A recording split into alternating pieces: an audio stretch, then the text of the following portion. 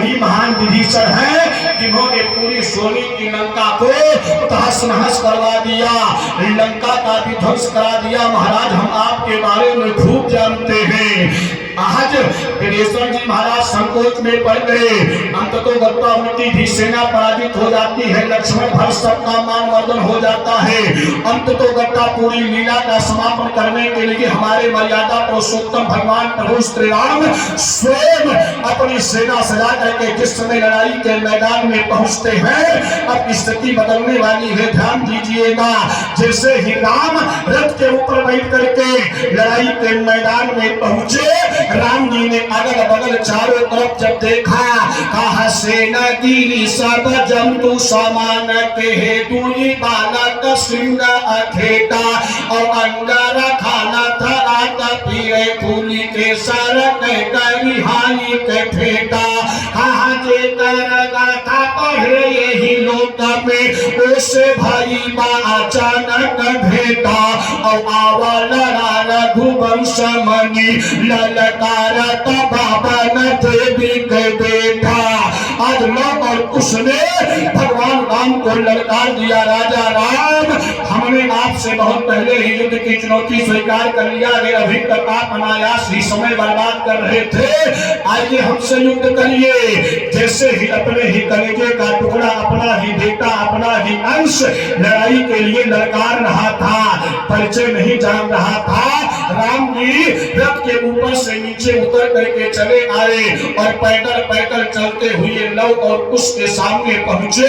एक हाथ लव के सिर पर रखे, एक हाथ उसके सिर पर रखे और राम जी ने किया क्या, कहा राम दुलारी के बोलन लागे, सही में बहादुर हो दोनों भाई और नाला रबै तो हो रे सनमा हम आपन देहु पता बतलाई। बालक बोले है लौ सलाम यही घर राजू हुआ बनी भाई और वाल्मीकि जी के शिष्य हई बपई के न जानी अकेले बमाई।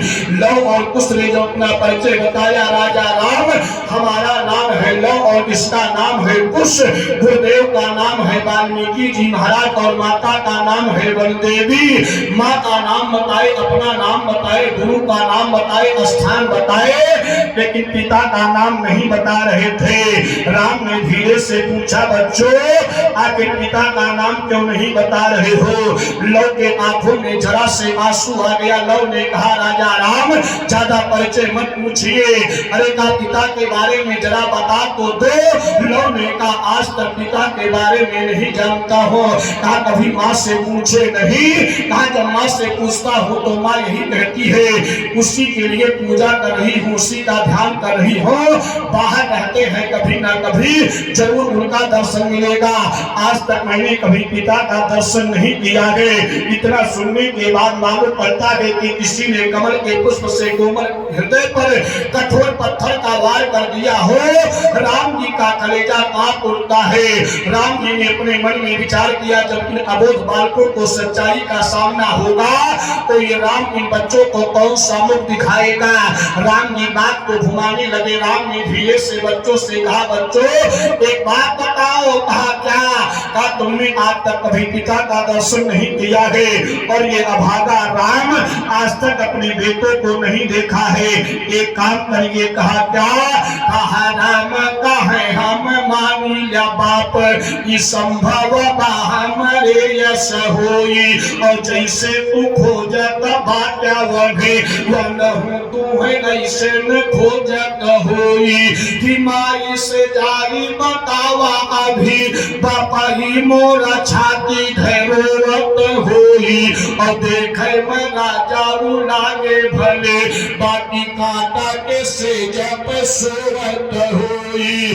कहा जा करके अपनी माँ से बता देना कि जैसे आप दुखी रहती हो पिता के लिए, निश्चित है पिताजी भी आपके लिए उतना ही व्याकुल रहते हैं। फिर राम ने कहा, बच्चों हमको पिता मान लो।